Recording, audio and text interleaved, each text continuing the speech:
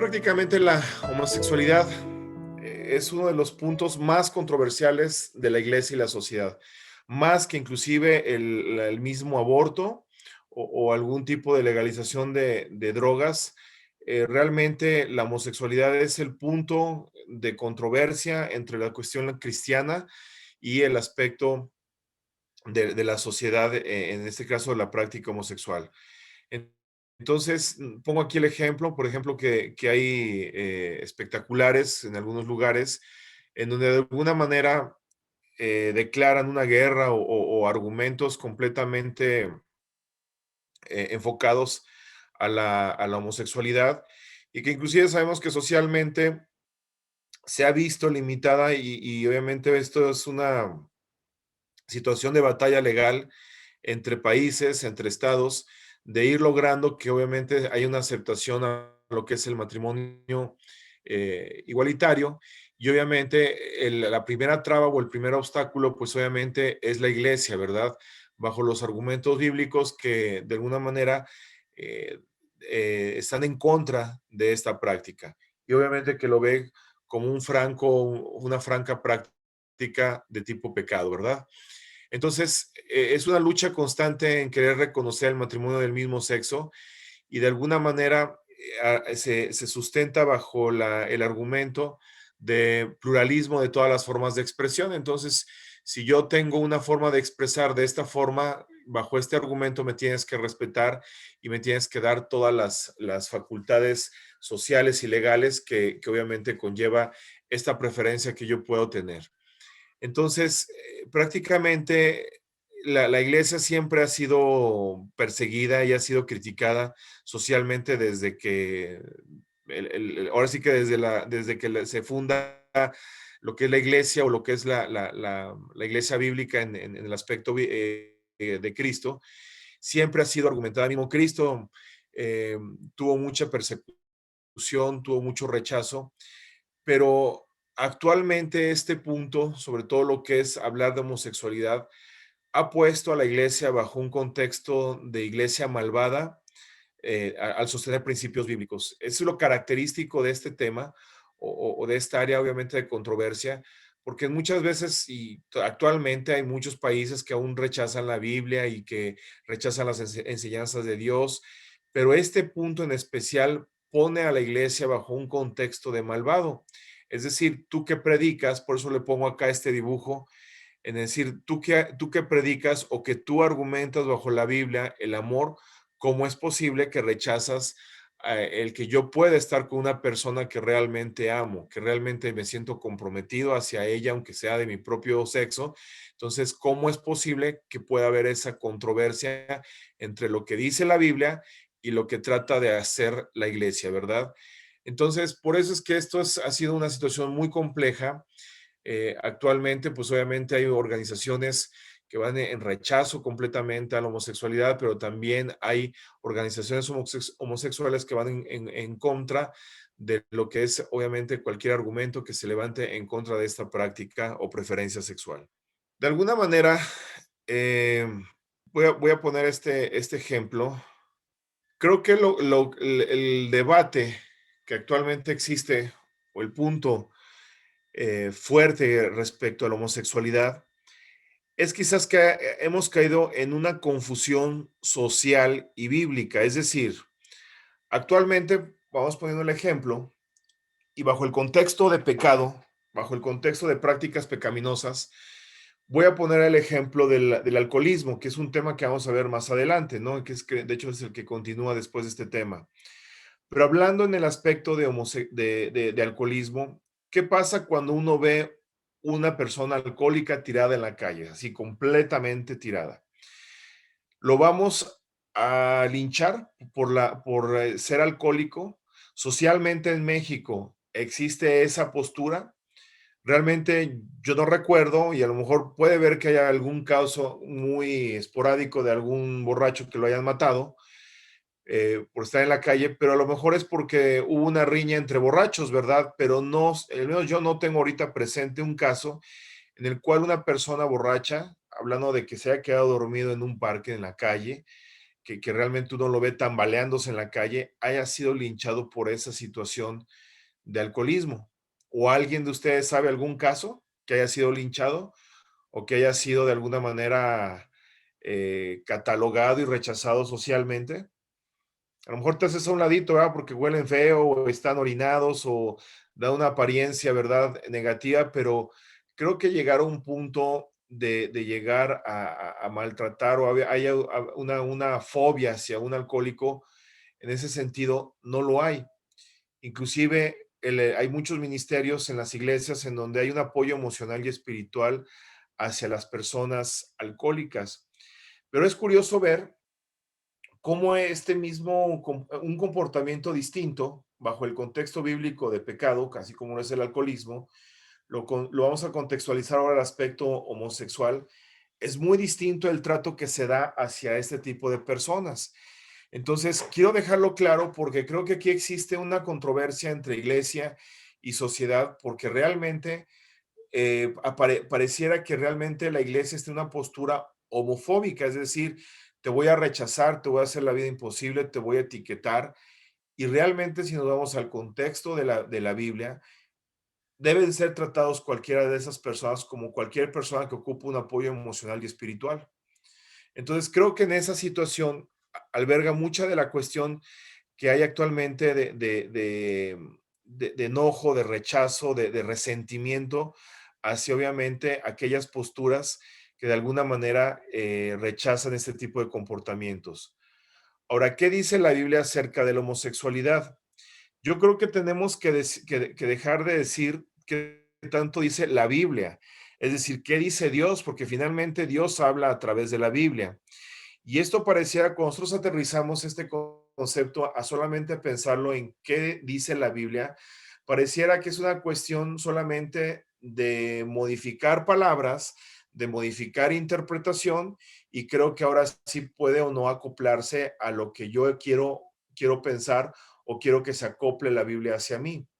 Creo que Dios es muy claro a través de su palabra y como se dice, hay un dicho, ¿verdad? Que es que un texto sin contexto es un pretexto, es decir, yo no puedo manejar una postura doctrinal en base a un solo versículo de la Biblia, sino que tengo que obviamente argumentarlo con varios versículos en donde coincidan en ese punto en común, ¿verdad? Entonces yo puedo decir, el Dios dice que está mal este punto porque lo dice en este y en este y en este y en este y en este versículo. Y no solamente lo diga en un solo versículo. Entonces, creo que tenemos que tener muy en claro, hermanos, que primero la Biblia es palabra de Dios.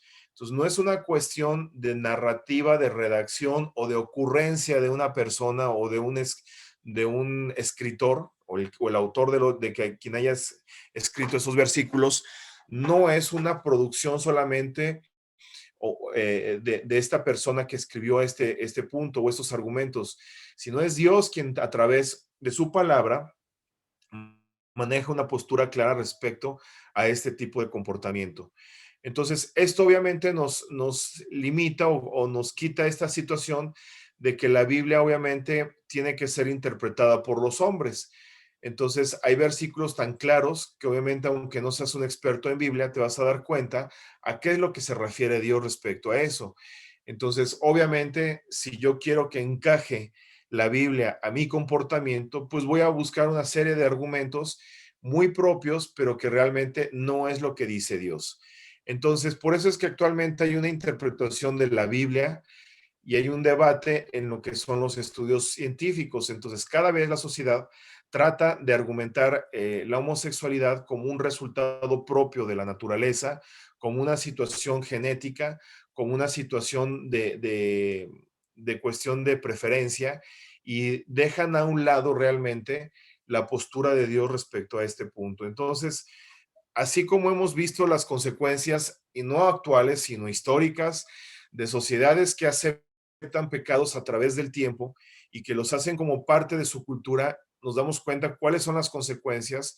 Actualmente estamos viviendo precisamente las consecuencias de todo este tipo de ideología y que cada vez son más fuertes y que nosotros como padres debemos de tomar muy en serio estos temas, puesto que nuestros hijos cada vez van a estar con ataques más fuertes, más difíciles de debatir, porque obviamente van a ser mejor aceptados ante la sociedad, al grado que obviamente se van a ver aspectos muy normales socialmente.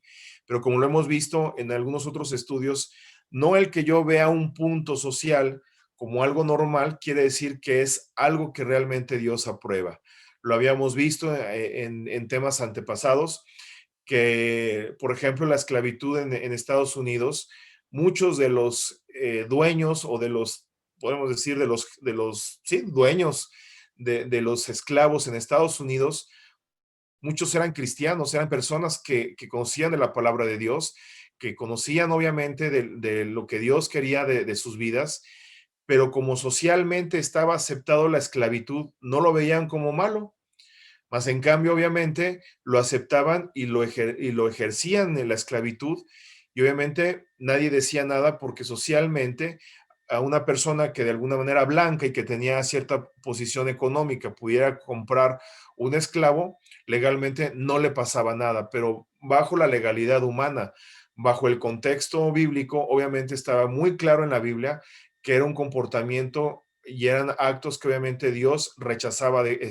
contundentemente. Entonces, ese mismo ejemplo que yo les pongo y que lo vimos en el pasado claramente, lo estamos viendo actualmente. Entonces, cada vez más hay una aceptación y con esto te les digo que no hay que tomar una postura radical de rechazo, claro que no, sino nunca nos despeguemos de la aceptación en amor a Dios hacia cualquier persona que tiene un cierto comportamiento en pecado, pero cada vez vamos a ver que es más aceptado en las iglesias bajo un contexto que pareciera que lo acepta Dios y que obviamente esto va a poner en serios apuros a las nuevas generaciones que están creciendo bajo este bombardeo ideológico en muchos contextos, es decir, desde películas, caricaturas, eh, temas obviamente escolares y que obviamente como padres tenemos que prevenir esta situación con nuestros hijos. Homero, Recuerden, hermanos, de interrumpir en el momento que lo quieran, ¿eh? No, no yo los estoy. me, yo Adelante, adelante, adelante. precisamente ahorita creo que acabas de comentar algo respecto a que pues los pequeños y ya no tan pequeños están bombardeados. Ahora nosotros somos los anormales y los atípicos en esta sociedad donde nos llaman homofóbicos si no estás de acuerdo. Incluso aunque los trates bien, si no estás de acuerdo, eres homofóbico. Nosotros lo hemos vivido en la escuela. Pero yo creo que como cristianos y sobre todo como papás tenemos el deber y la obligación precisamente de enseñar las escrituras y decir esta es la verdad.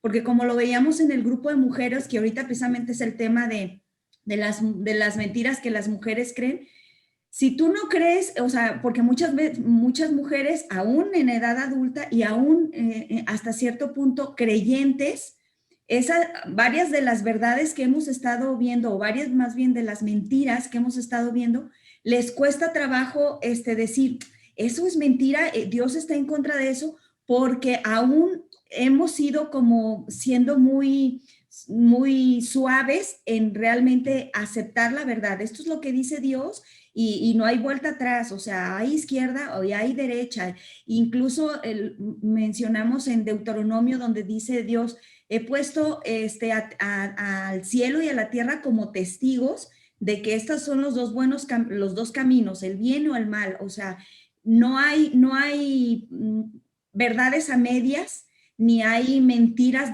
o sea, y sí hay mentiras disfrazadas aún dentro de los creyentes, pero qué tan importante es que como creyentes escudriñemos las escrituras.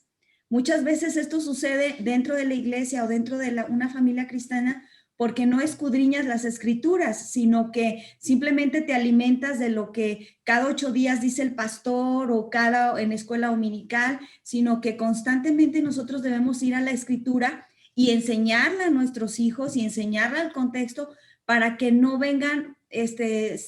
nos vengan a bombardear, porque pues si nada más leemos la escritura cada 8 días, y los demás 6 días estamos bombardeados, pues obviamente nos vamos a moldear a las filosofías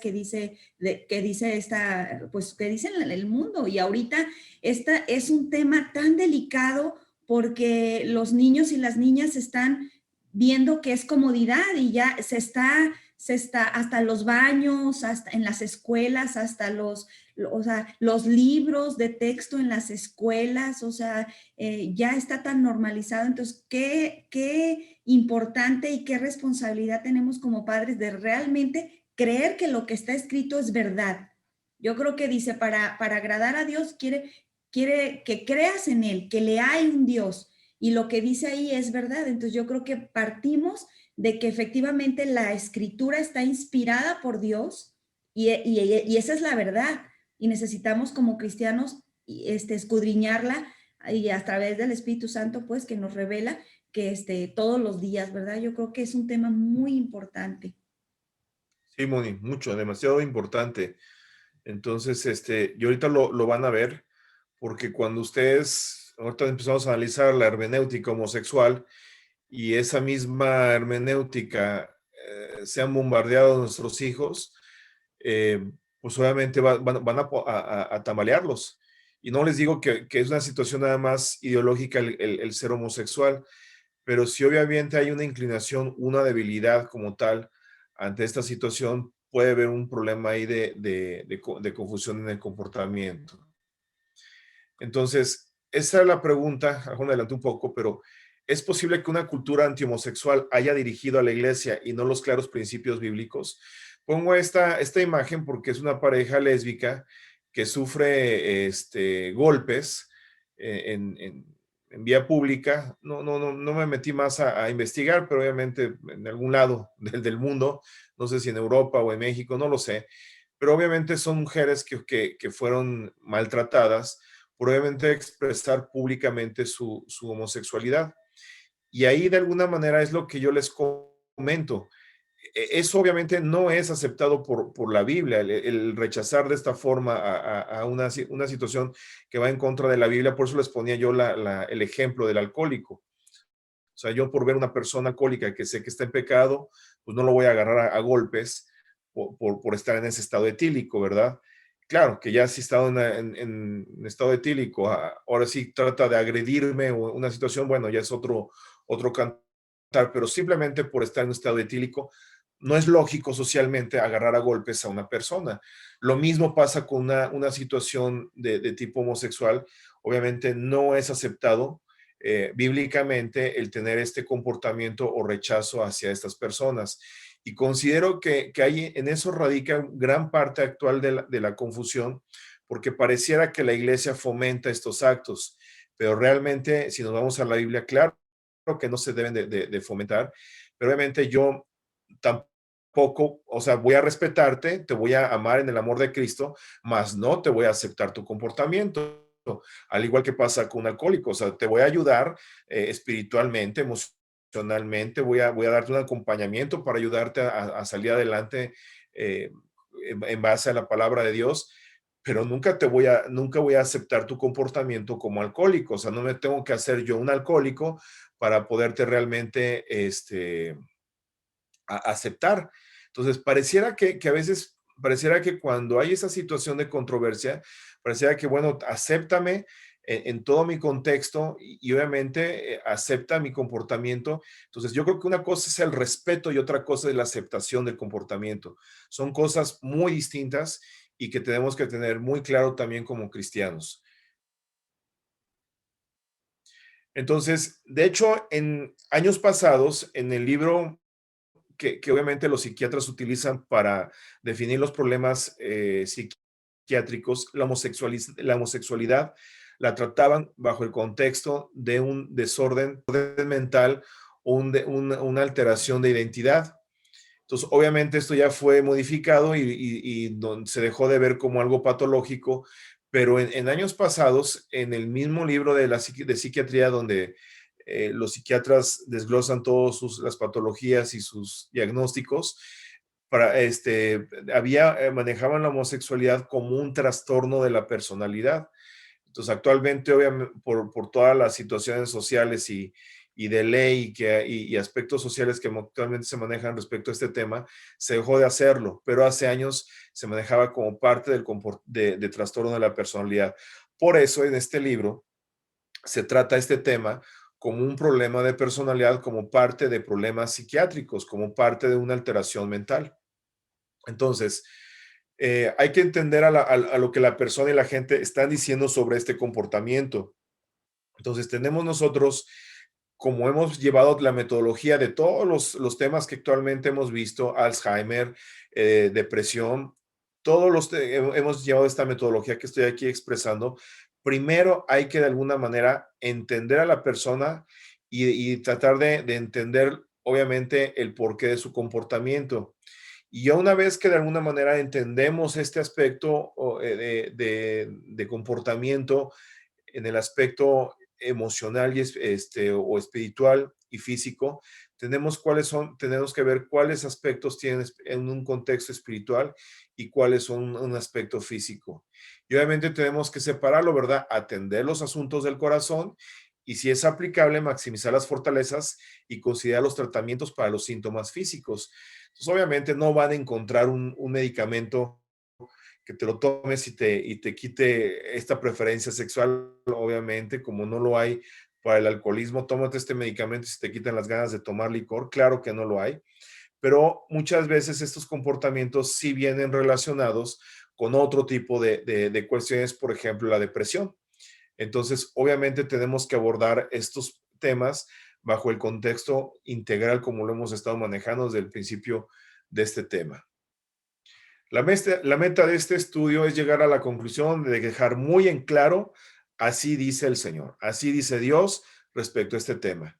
Como dices, Moni, no hay dos caminos, o sea, realmente es oeste, es decir, lo que dice la palabra y lo que hace la gente fuera de la palabra de Dios y obviamente no tener una postura emocional.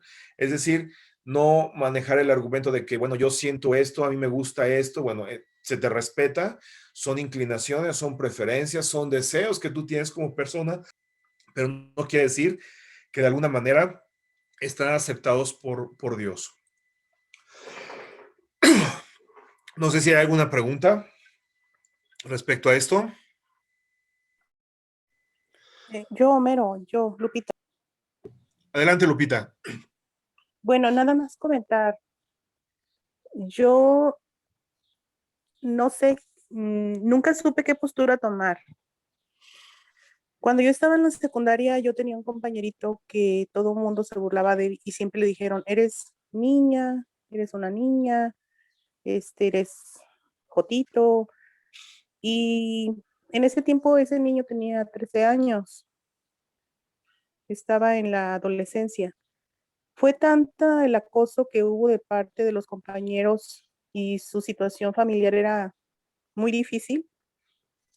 Era huérfano, lo criaba el abuelito, vivía situaciones de pobreza extrema. Y al final, pasando los años, me enteré que el niño pues se desvió completamente y al grado de que pasaron los años y por ahí me dijeron que hasta se vestía de mujer. Digo, porque yo lo dejé de ver, eso fue en la secundaria. Yo siempre me sentí impotente queriendo apoyarlo. Nunca supe cómo apoyarlo, no supe qué hacer, yo era una niña. Aparte, yo no era cristiana. Sí. Pasaron los años en la universidad o en la preparatoria, pasando a la universidad, un caso similar de un chico igual, adolescente, en la preparatoria, muchos problemas, todo el mundo se burlaba de él y le decía, eres una niña, eres esto, eres lo otro. El niño se afectó tanto, el muchacho, que al final terminó la carrera vestido de mujer. Otra vez yo me sentí impotente. Yo dije, ¿cómo le ayudo a esta persona? Nunca supe cómo ayudarlo. Aparte, en ese tiempo yo todavía no conocía a Dios, no conocía a Jesucristo, no había tenido un encuentro personal con Él. Entonces yo digo, ¿cómo ayudar? Yo en aquellos años quería ayudar sin saber cómo. Ahora me hago la misma pregunta. Conozco a Cristo, yo sé cuál es el camino correcto. Nada más hay dos caminos, el bueno y el malo. Pero ¿cómo ayudar nosotros? ¿Cómo acercarnos a esas personas y ayudarles realmente? Esa es mi pregunta. Sí, de hecho, Lupita, lo vamos a ver. Vaya, si ustedes se dan cuenta, esos temas vienen muy desarrollados a como en medicina se desarrollan los temas. Es decir, primero empiezas a conocer la patología, qué lo desencadena, cómo se desencadena. Y ya una vez que entiende uno el trasfondo fisiopatológico de la enfermedad, entra el proceso, obviamente, del tratamiento y lo entiendes mejor porque ya sabes cuáles son las causas. Entonces, no me voy a meter tanto a cómo, Lupita, porque más adelante lo vamos a ver, pero sí es interesante tu postura.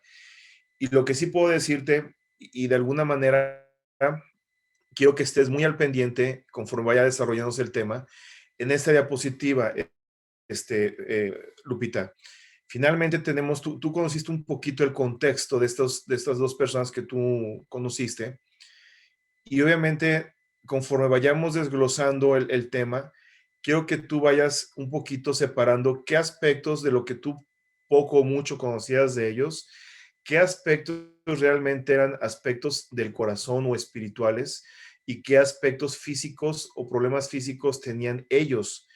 Quizás como tú lo dices, llegaron a un punto de alguna manera de expresión de su preferencia sexual en el contexto de vestirse como mujeres, ¿verdad?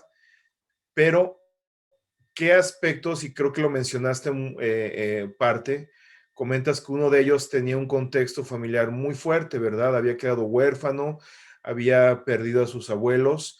Entonces, aquí valdría la pena que tú recordaras bajo qué contexto social él creció, porque esto nos va a dar mucho la pauta, Lupita, para poder saber cómo podemos nosotros ayudar a estas personas.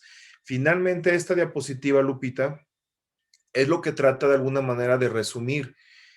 Si yo ya tengo en base a las vivencias de una persona, tengo ya un contexto social muy fuerte que lo ha llevado a que su mente llegue a un punto de debilidad y que de alguna manera esté desarrollando una situación de depresión, bueno, ¿hasta qué punto yo puedo manejarlo en ese contexto utilizando antidepresivos?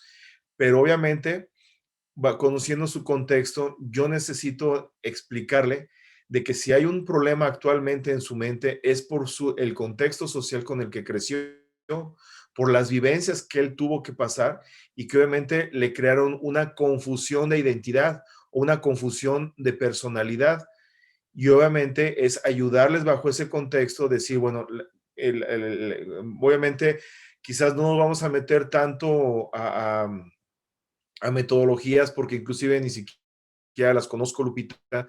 Lo que sí te puedo decir es que una vez que identificas por dónde entró el pecado, bajo el contexto de la Biblia, tú puedes ir ayudando a estas personas a decirles, aquí empezó el problema, fíjate bien, todo esto fue lo que tú viviste y confrontarlos bajo la palabra de Dios. Una vez que ellos entiendan que de alguna manera su contexto social fue en contra de la Biblia y que de alguna manera parte de lo que está viviendo actualmente son consecuencias de lo que él vivió, entonces va a poder entender y abrir su corazón a, como tú bien lo dices también, dices, tú no lo entendías porque no conocías a Cristo, ¿verdad, Lupita? Ahorita entiendes muchas cuestiones de la vida gracias a que ya puedes llevar una relación y no una religión. Entonces, finalmente a esas personas tenemos que ayudar a que ellos puedan ver esa situación de ver una relación con Dios para que bajo el poder del Espíritu Santo su mente empiece a irse transformando y aceptando esas áreas en las cuales se encuentran en pecado. Entonces, vamos a ir puliendo esto, Lupita, y yo estoy seguro que vas a encontrar ya bajo, de alguna manera, mayor información respecto a este tema de cómo tratar y cómo abordar y sobre todo, como bien lo dices, cómo puedo llegar a ayudar a este tipo de personas. Entonces yo lo puedo resumir así, Lupita, va a llegar un punto en donde vamos a tener el sustento bíblico adecuado para confrontarlos en el sentido de decir, estás mal, pero obviamente hacerlo con amor. Por eso tuve que de alguna manera hacer mención previamente de que actualmente pareciera que no se puede aplicar el amor hacia estas personas, sino el rechazo. Entonces, creo que es una situación distinta. Es una postura meramente humana y no cristiana. Entonces, bajo el contexto cristiano, yo creo que dedicándoles tiempo a estas personas, amor, comprensión, eh, creo que podemos tener muy buenos resultados en una ayuda real bajo el contexto bíblico. No sé si algo contesto tu pregunta, Lupita. Sí, Homero, muchas gracias. Sí, esto es un tema muy complejo. Yo sé que en esta plática no se puede resolver, pero sí lo quise mencionar porque yo recuerdo que Sí, yo quería ayudar a estas personas. Yo era una adolescente en aquellos años. Yo sí, nunca supe cómo. Entonces hay que tener, yo creo que los elementos adecuados así es. desde el punto de vista de Dios para poder apoyar, ayudar a estas personas. Sí, Gracias, Homero. Lupita. No, al contrario, muchas gracias por tu comentario. Gracias. Vamos ahora a ver, hermanos, solamente lo que son los contextos bíblicos, Levítico 8, Homero, 22 y 20, 13. Dice en Levítico, Homero, el Antiguo Testamento, dice, no te echarás con varón como con mujer, es abominación. Ahora, si alguno se ayuntare, es decir, esto se refiere a si alguno se juntare con varón como con mujer, es decir, como me junto con una mujer, yo me junto con un varón, eso es abominación. Hicieron ambos, han de ser muertos, sobre ellos será su sangre. Entonces, si se dan cuenta, este mismo contexto por ejemplo, decir, no, pues hay que darle muerte a esas personas. Bueno, pues también hay que hacer muerte a los fornicarios y a los adúlteros, porque en el mismo libro habla sobre matar a las personas que caen en adulterio y que obviamente caen en fornicación. Entonces, pues imagínense qué matazón realmente. Entonces, realmente a veces es una situación social la que orienta al rechazo de este tipo de comportamientos. Y como dice, no es parejo porque finalmente no hay pecados grandes o chiquitos. Todos son pecados ante los ojos de Dios. Entonces, estamos hablando esto del Antiguo Testamento. Vamos al Nuevo Testamento y dice, por esto Dios los entregó a pasiones vergonzosas, pues aún sus mujeres cambiaron el uso natural por el que es contra naturaleza. Entonces, obviamente eso se refiere al contexto sexual y al hablar de que las mujeres cambiaron el uso natural, pues obviamente tuvieron un comportamiento lésbico. En el capítulo 1:27 dice, y de igual modo también los hombres, dejando el uso natural de la mujer, o sea, es decir, de tener relaciones sexuales con una mujer, se encendieron a su lascivia unos con otros, cometiendo hechos vergonzosos, hombres con hombres, y recibiendo en sí mismo la retribución debida a su extravío.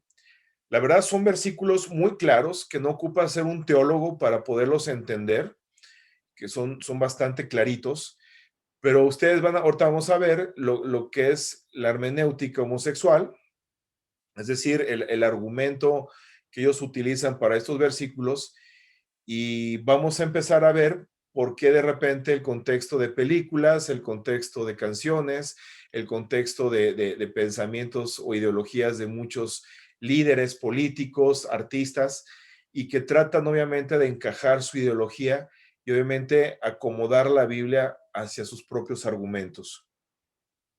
Vemos en Primera de Corintios, dice 6:9, dice, ¿no sabéis que los injustos no heredarán el reino de Dios? No erréis ni la fornicación, ni los idólatras, ni los adúlteros, ni los fornicarios, ni los que se echan con varones, ni los ladrones, ni los ávaros, ni los borrachos, ni los malicientes, ni los estafadores heredarán el reino de Dios. Era lo que yo les comentaba al principio. Si nosotros analizamos estos versículos, hermanos, nos podemos dar cuenta que bajo el contexto bíblico, el adúltero no está en un nivel mayor que el homosexual, ¿verdad? Ni el afeminado bajo el contexto de pecado, es más pecado ser afeminado que adúltero, o es más pecado ser borracho, o menos pecado ser borracho que adúltero o homosexual. Si se dan cuenta, hermanos, bajo el contexto bíblico, fornicario, idólatra, adúltero, afeminado, los que se echan con varones, los ladrones, los ávaros, los malicientes, o sea, inclusive los mal hablados, los estafadores, bajo el contexto de Dios, hermanos, todos ellos no heredarán el reino de Dios. Entonces, si se dan cuenta, creo que nadie ha entrado a la cárcel por decir una grosería, ¿verdad? ¿O si conocen alguno? Ha habido estafadores que sí han entrado a la cárcel, inclusive borrachos sí han entrado, pero por las consecuencias de su estado etílico, ¿no? Un borracho que atropella y mata a alguien, pues claro que va a entrar a la cárcel. Los ladrones, ¿verdad? Pero ¿Cuántos adúlteros, por ejemplo, han entrado a la cárcel por adulterio? No. ¿Verdad? ¿O cuántos fornicarios han entrado a la cárcel por ser fornicarios? ¿O cuántos idólatras han entrado a la cárcel por ser idólatras? A lo mejor en países muy radicales, inclusive de otras religiones, puede ser que sí, ¿verdad? Pero aquí en México yo no conozco así un caso que por idólatra, no les puedo poner así un ejemplo pronto, haya entrado a la cárcel, ¿verdad? Entonces, si se dan cuenta, hermanos, los pecados están de alguna manera caracterizados y se les ha puesto un grado de consecuencia social o de castigo social, pero bajo leyes humanas. Pero si nos damos cuenta bajo este versículo, bajo la perspectiva de Dios, todos estos son pecados igualitos y que obviamente enojan y de alguna manera rechaza a Dios, sea cual sea de estos pecados, al mismo nivel. Entonces creo que eso nos ayuda a reforzar, hermanos, a empezar a distinguir que una cosa es lo que la sociedad acepte y aunque la acepte legalmente es algo muy distinto a los parámetros establecidos por Dios y eso es lo que de alguna manera tenemos que cuidar mucho como personas que de alguna manera tratamos de buscar la voluntad de Dios.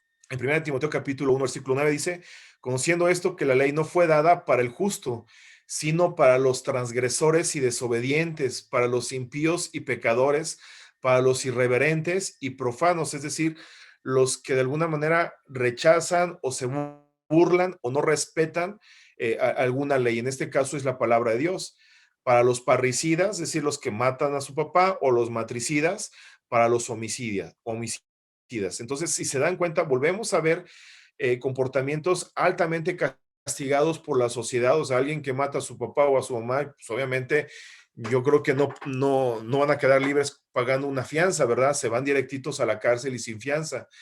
Pero hablando de un profano, pues a lo mejor vuelvo a decir, si viéramos en una sociedad muy radical religiosa, pues a lo mejor sí te vas a la cárcel y a lo mejor hasta te cuelgan, como puede ser en algunos países islámicos, por ejemplo, en Medio Oriente. Quizás aquí en México, en algunos lugares puede ser, pero no es algo común.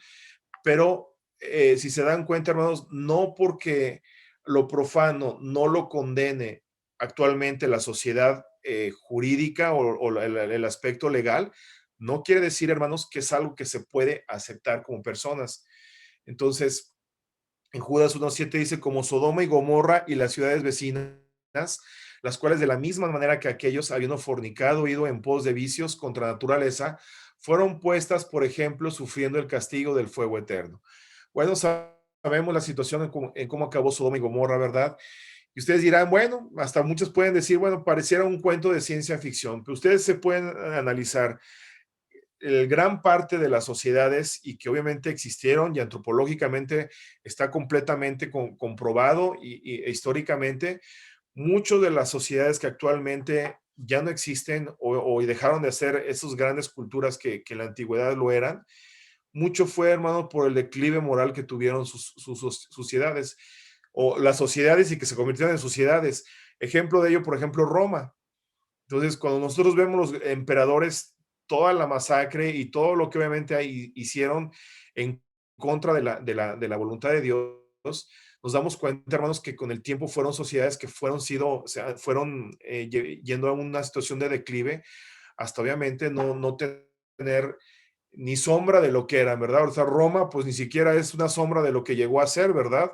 En siglos pasados. Entonces, pasa esto, hermanos, que cuando una sociedad se descompone culturalmente, es decir, cuando socialmente aceptamos aspectos negativos o en contra de la palabra de Dios, a lo mejor Roma no cayó en la situación de Sodoma y Gomorra de haber desaparecido por fuego y azufre, pero hermanos, socialmente son sociedades que sí tienden a tener un declive.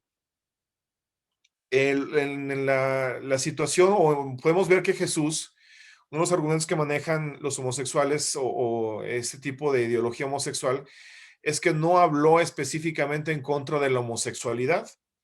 Asimismo, pueden decir que nunca habló acerca del incesto o de la pedofilia o de la violación. Pero obviamente nosotros al leer algunos versículos donde sí habla sobre la homosexualidad, sabemos que Jesús en todo momento defendió, porque obviamente era la enseñanza que en ese entonces se tenía, defendió constantemente el Antiguo Testamento, las enseñanzas del Antiguo Testamento. Y obviamente Jesús defendió a grupos oprimidos como pobres, afligidos físicamente y mujeres. Si realmente nosotros hubiéramos o realmente Jesús hubiera defendido esta ideología, hermanos, definitivamente era una ideología antibíblica y en ese entonces habría sido notablemente una omisión en su ministerio progresista que Jesús tenía y que nunca detuvieron las críticas de la gente ni los mayores pecados culturales. Es decir, si hermanos, porque es uno de los argumentos que manejan la gente que acepta esta ideología, que al no haber hablado abiertamente y contundentemente Jesús respecto a este tema, ellos dan a entender que de alguna manera él lo aprobaba, y así como de alguna manera protegió a pobres, afligidos físicamente y a mujeres, lo hizo también hacia ese tipo de comportamiento o preferencia sexual. Pero imagínense, hermanos, en esa época, si esto hubiera sido cierto, a Jesús ya lo hubieran linchado desde antes, simplemente por haber aprobado ese tipo de comportamientos. Entonces vemos que es algo incongruente a lo que es la línea que manejó Jesús en su ministerio. Voy a terminar con estos temas, este punto, hermanos, son muy rápidos. Hermenéutica 1, homosexual, es decir, el razonamiento, la explicación bíblica que le dan la ideología de la homosexualidad a lo que son los versículos bíblicos. El primer punto que ellos manejan, hermanos, es que la Biblia solo está en contra de las relaciones sexuales no naturales y sin compromiso. Es decir, las prohibiciones no se aplican a las relaciones comprometidas y amorosas. ¿Qué quiere decir esto, hermanos? Que si hay un hombre que conoce, vamos pensando en una fiesta, a otro hombre, tienen relaciones sexuales, eso sí es pecado, eso sí está, la Biblia lo condena. ¿Por qué? Porque fue una costón de ratito, sin compromiso, de alguna manera fue nada más un desahogo de pasiones.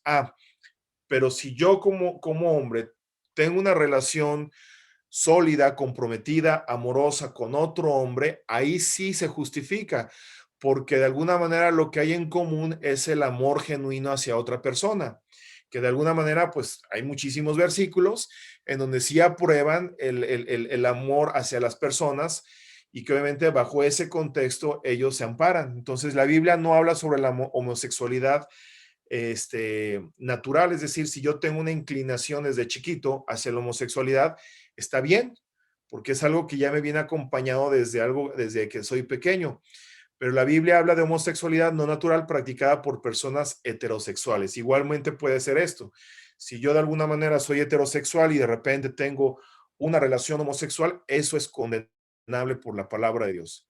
Entonces, fíjense cómo de forma tan sutil manejan de alguna manera el punto central de la Biblia, que es el amor, obviamente lo modifican y de alguna manera lo orientan a que pueda encajar en este tipo de ideología.